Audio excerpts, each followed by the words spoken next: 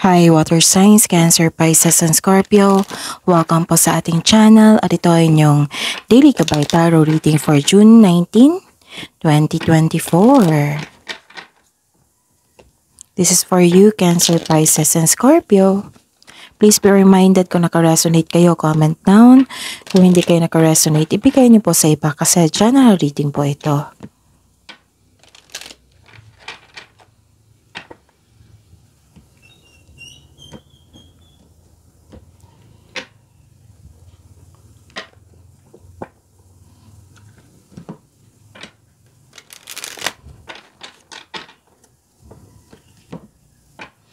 Gamitin ang reading na ito bilang gabay lamang. Please like, subscribe, and click the button for notification para updated po kayo sa daily tarot reading natin. Maraming salamat po.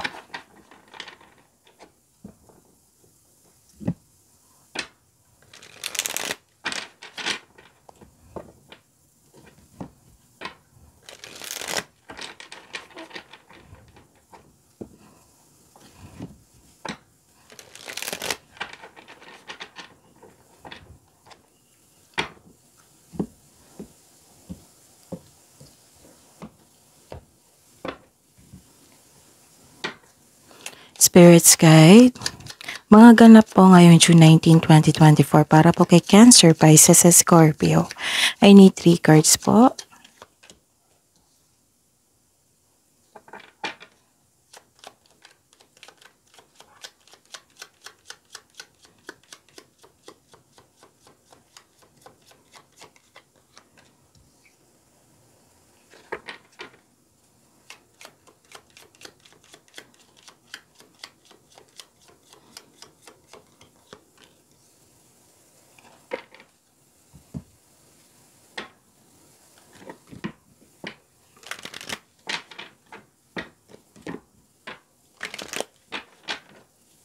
Spirits Guide, I need message po.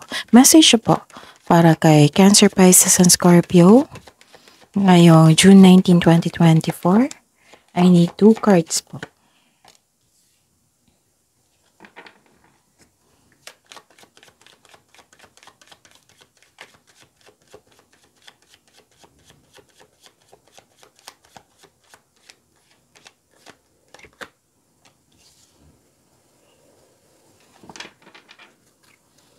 Okay. Cancer, Pisces, and Scorpio.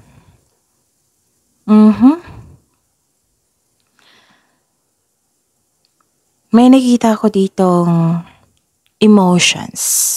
Pwede din nagkaroon ng attraction, affection, romance.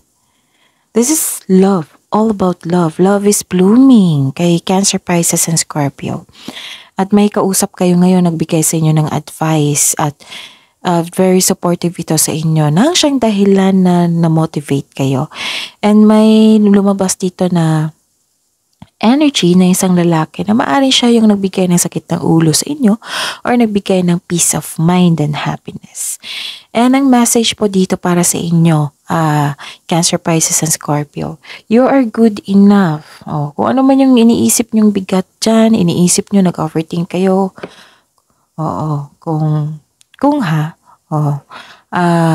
Sabi po dito, if you felt bad to yourself, if you felt bad kasi may ginawang ng hinding tama yung tao sa inyo, sabi po dito, you are good enough.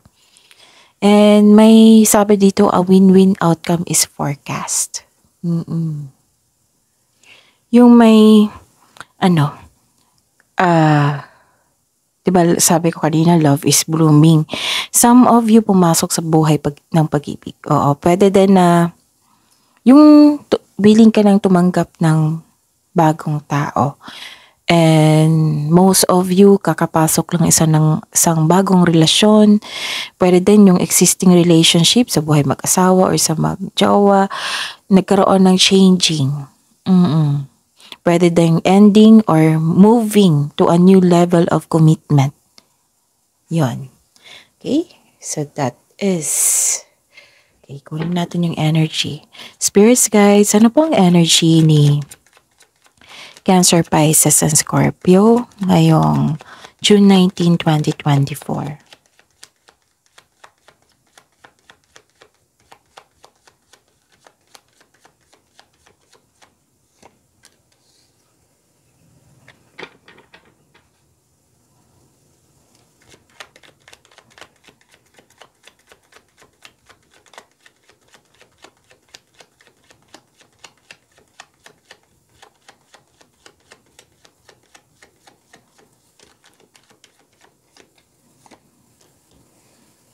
Oh, okay.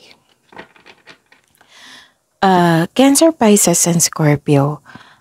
This is a daily reminder, para hindi niyo makalimutan. Kung maaari, panoorin niyo po yung June 16, yung weekly gabay tarot reading niyo, June 18. At ngayon, kung may naulit na mensahe, meaning some of you hindi nakakonect sa inyong intuition, some of you hindi nakinig sa inyong intuition. So, nais ipaabot sa inyo ng universe yung mensahe para bigyan mo ng atensyon, solusyon at aksyon. Like for example, akala mo maliit lang na bagay or maliit lang na problema. Kung hindi mo ito nabigyan ng atensyon, aksyon, solusyon, lalaki po yan. Pwede din na binigyan kayo ng mensahe dito na pinupush kayo ng cards nyo para may pagbabago, para magkaroon, like for example, humingi kayo ng guidance, humingi kayo ng solusyon sa inyong problema at pinadaan dito yung mensahe na kung ano yung kailangan mong gawin. Oo. That is a example. Isa sa paraan. Okay? So, ayun, sa mga suki ko dito na Cancer, Pisces, and Scorpio na laging humihingi sa akin ng monthly gabay tarot reading, nais ko ipaalam sa inyo na open na po yung July 2024 monthly gabay tarot reading. So PM niyo po ako for schedule. At sa mga bago dito na gustong magpa-personal reading, nakafocus ba sa career and money, nakafocus ba sa love reading, or general. So andito po sa baba ng video nyo na nakalagay sa description box po. I-click nyo po yung link na yan para ma-message nyo po ako for inquiry and for booking. May nakita ko ditong abusong tao. Kasi may abuse of power dito. May bully din naganap. May tao dito na hindi marunong magpahalaga. May tao dito na very abusive. Oo. Sa isang sitwasyon, yung holding grudges or acting like a bully. Kaya hanggat maaga po, iwasan po itong taong ito. Okay? Baka mapahamak kayo dahil sa kanyang pag-uugali.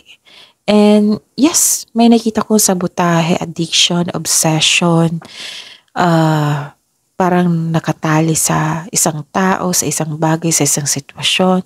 May nakita rin akong nawalan ka ng lakas ng loob, yung nagkaroon ng lack of self-confidence nang dahil sa kanya. Repression, powerlessness, ganon. Baka po, sabi po ng card dito, baka po may pastime kayo na maaring maging bisyo. Kaya reflect kung ano ito para maiwasan ito ng maaga. Pwede din na concern mo ito sa isang tao. Okay? Pwede din na may nakita ko dito na some of you nagkaroon ng toxic traits, toxic relationship. Pwede din na kung about sa love life ito, nagkaroon ng lust over love. Or nagkaroon ng controlling partner. Kasi may nakita ko ditong very controlling person. Pwede din na may concern kayo. Or kayo po ito na sobrang nag-spend time sa trabaho. Yung workaholic pa. O sunod-sunod nag-overtime na wala ng time na magpahinga. So our health is wealth. Kaya mag-ingat po. Pwede din nagtitiis ka sa isang tao. For example, kung sa career and money, sa career ito, nagtitiis ka sa toxicity ng inyong amo, boss, co-worker. Yun. Spirits Guide, career and money po, ni Cancer, Pisces, and Scorpio ngayon June 19, 2024.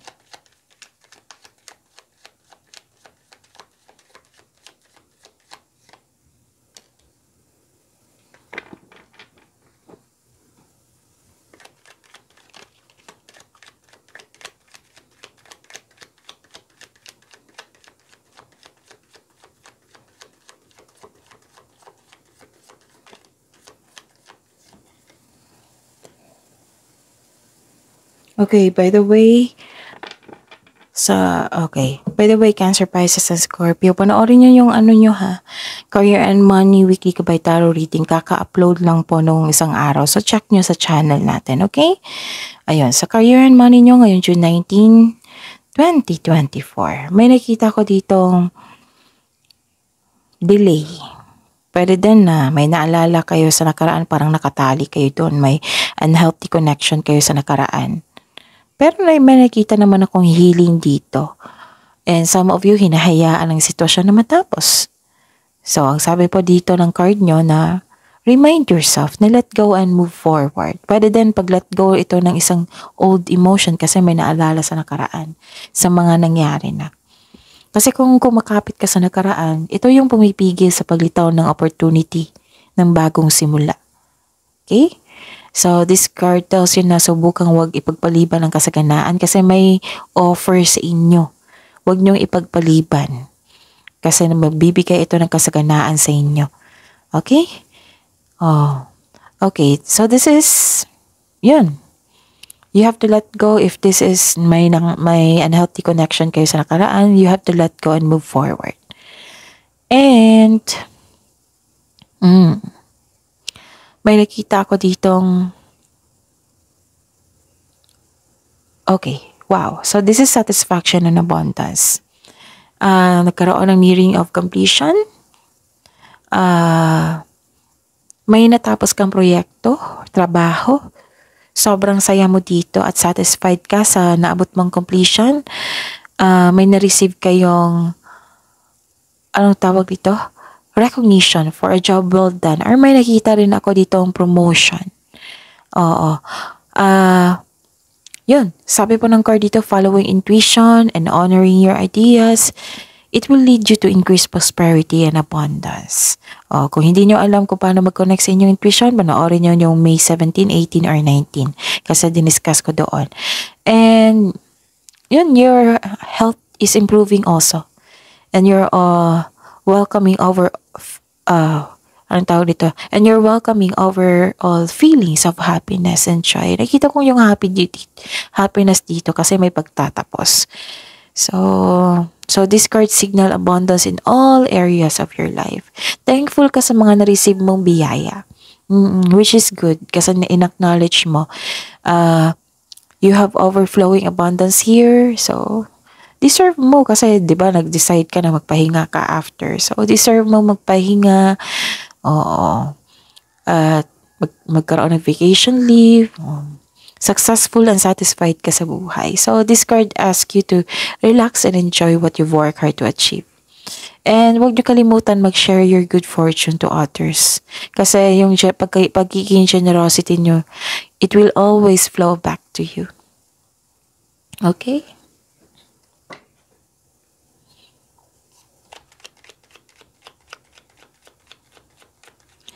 So, pagbabago, ilang beses na lumabas ng pagbabago. Spirit's Guide, Love Life, Self-Love, Partnership, and Romance ni Cancer, Pisces, Scorpio ngayon, June 19, 2024.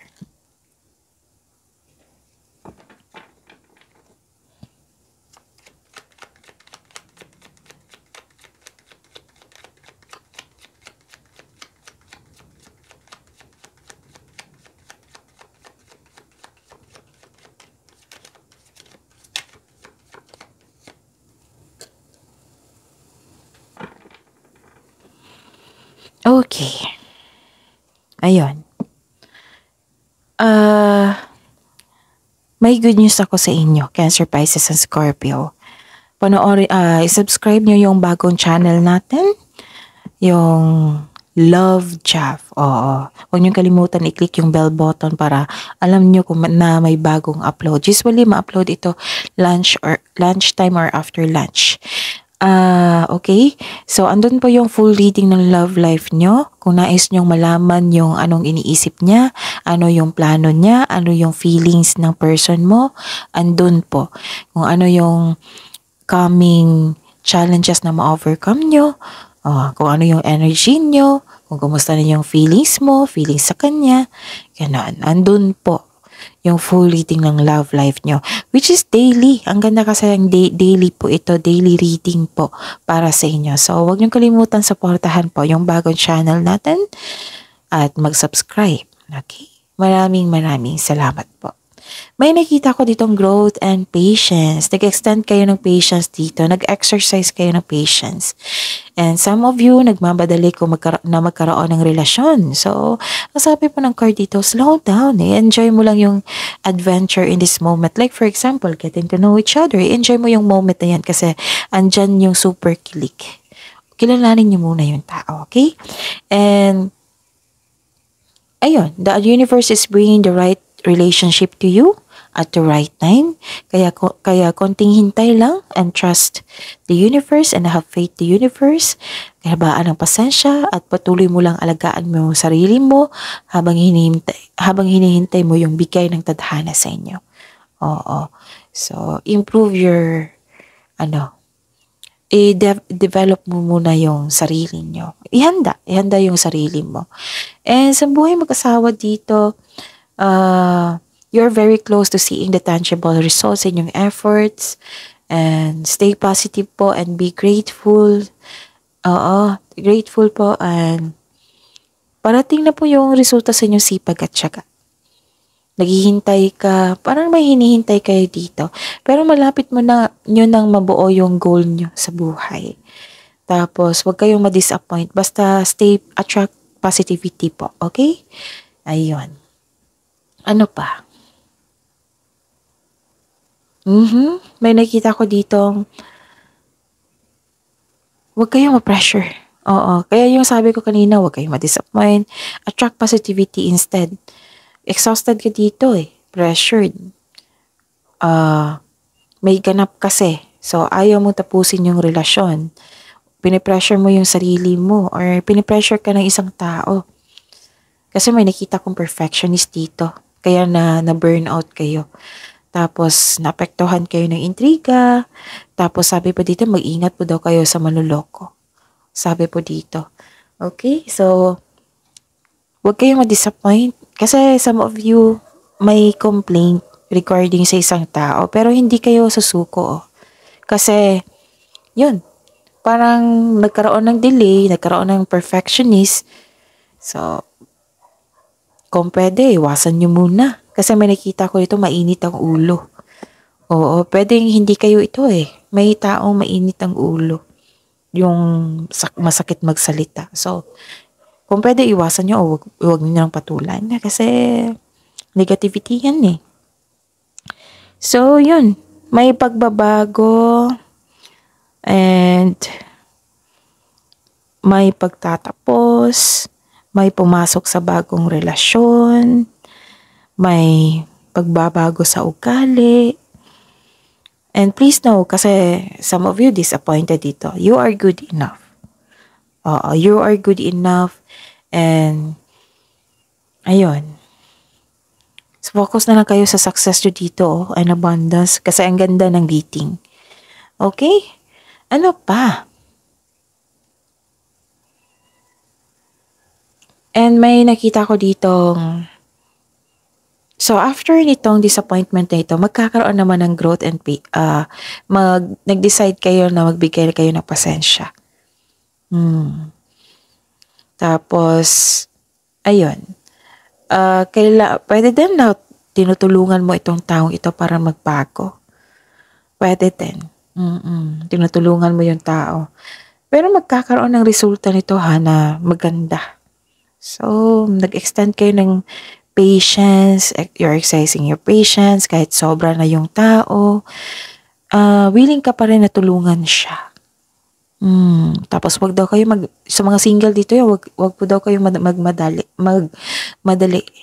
Like for example, excited kayo sa magkaroon ng love life, tapos like for example, pumasok kayo sa bagong relasyon, di ba? Sabi ko kanina, yung minamadali nyo na magkaroon ng ganap, steady lang, maging kalma, and trust the process, at at ipag-pray nyo na magkaroon ng long-lasting relationship. Huwag nyo madaliin na kailangan may ganap ganun. Huwag nyo i-pressure. Huwag nyo i-pressure yung sarili nyo. Huwag nyo i-pressure yung relationship nyo sa isang tao. Oo, kasi ayun, may tao na kasi mainit yung ulo ng isang tao dito. It might be you, it might be this person. Okay, so ayun. So that is your reading. See you tomorrow, Cancer, Pisces, and Scorpio. Please like, subscribe, and click bell button for notification para updated po kayo sa daily tarot reading natin. Maraming salamat po.